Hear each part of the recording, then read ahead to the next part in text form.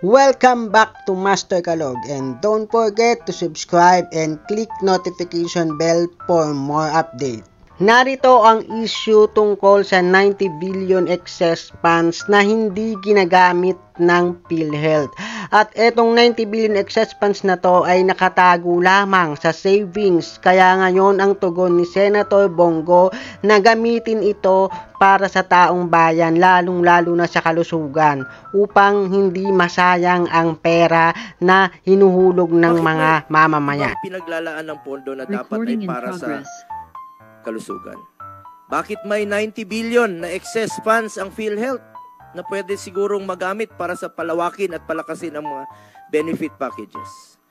Packages na makakatulong sa ating mga kababayan tulad ng dialysis benefit. Ang iba dyan, namamatay na lang po, hindi nila na-avail kumpleto yung kanilang session. Nagmamakaawa. Kulang daw ang subsidy per dialysis session.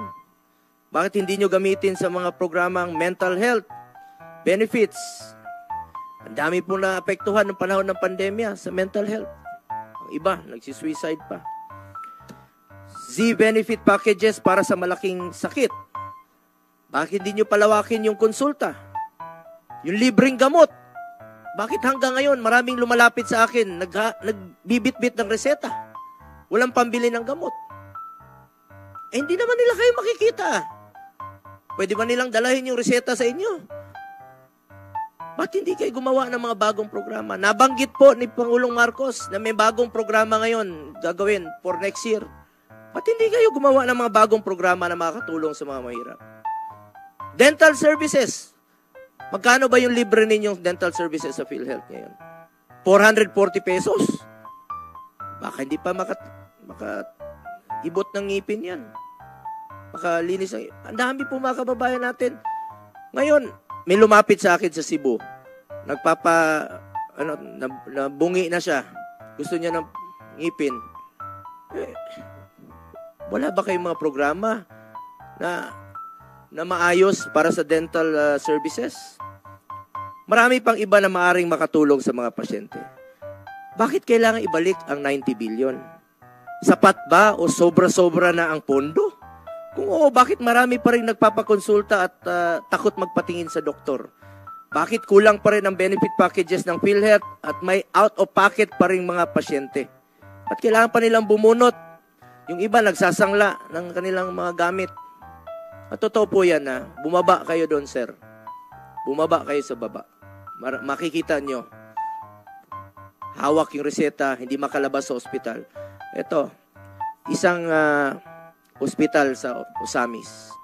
Gusto na lang po ipatanggal yung oxygen niya kasi wala na po siyang pambayad sa ospital. Ba't hindi nyo gamitin yung pondo ng PhilHealth para itulong doon sa kanila? Hirap po maging mahirap. Nakakaawa po ang Pilipino. Bakit marami pang mga return to hospital na claims ng mga hospital? Bakit may mga hospital pa rin po hindi nababayaran ng PhilHealth? Bakit kulang pa rin po ang mga benefit packages ng PhilHealth at kailangan pang mag-out of pocket pa rin po ang mga pasyente? Ang ibang mga hospital na umaasa po mula sa bayad ng PhilHealth, puhunan nila yan. Yung mga private hospitals, paano sila makaka-operate kung matagal naman po yung bayad sa kanila? Bakit hindi nyo muna unang isettle ang unpaid claims para makapag-operate po yung mga hospital?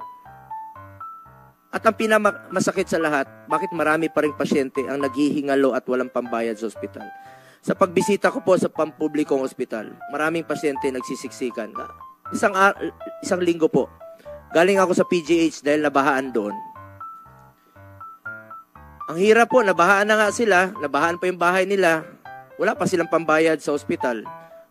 May hawak pa rin reseta, wala pa rin pambayad. Hindi po katanggap-tanggap na may pondong nandyan na hindi nagamit para matulungan ang bawat Pilipinong miyembro naman ng PhilHealth. Nagtsatsaga na po ang Pilipino sa hindi gaanong kalakihang benepisyo dahil akala nila wala na kayong pera.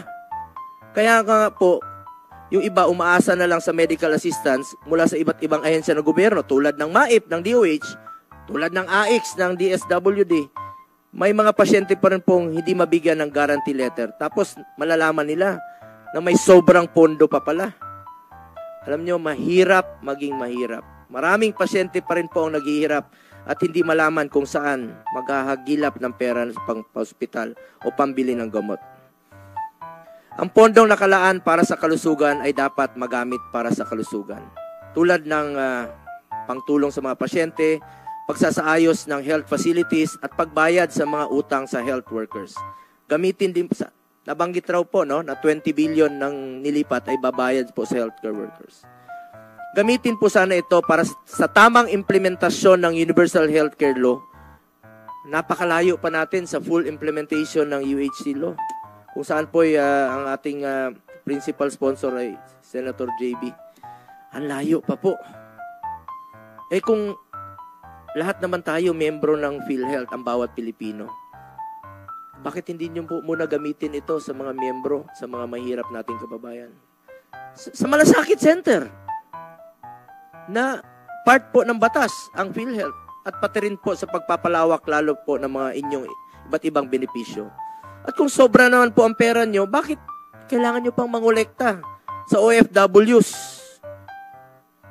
Noong panahon ng pandemya, sinuspend po yung pagkukolekta ng increase o yung contribution ng OFWs. Eh kung sobra naman, yung pera ninyo, huwag nyo na lang muna sigurong kolektahan ng OFWs natin.